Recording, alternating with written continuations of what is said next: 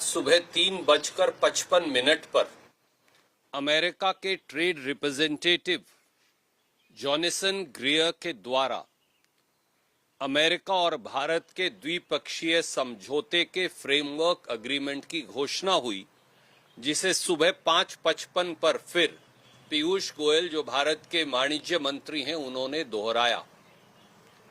जो पिछले कई दिनों से चर्चा में था, वो अब इस फ्रेमवर्क एग्रीमेंट से साबित और सबूत हो गया।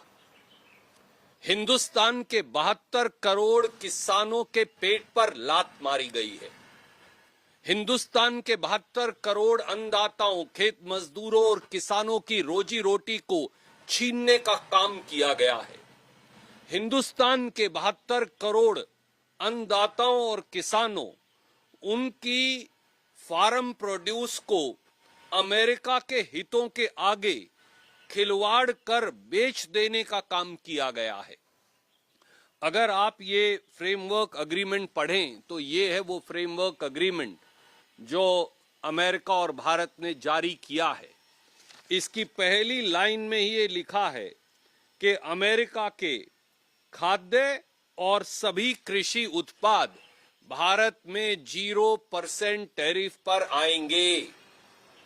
दूसरा तथ्य ये लिखा है कि अमेरिका का मक्का, जिसको अंग्रेजी में ड्राई डिस्टिलर ग्रेन कहते हैं, अमेरिका का सोयाबीन, अमेरिका का ज्वार जिसे हम कहते हैं, जिसे अंग्रेजी में सोरगम कहते हैं, अमेरिका का अखरोट, बादाम, पिस्ता, अमेरिका के फ्रेश फल यानी सेब, संतरा, सब कुछ, अमेरिका के प्रोसेस्ड फल और बाकी के एग्रीकल्चरल प्रोडक्ट्स जो हैं, एडिशनल प्रोडक्ट्स, एग्रीकल्चर प्रोडक्ट्स नहीं हैं, वो सब हिंदुस्तान में आएंगे।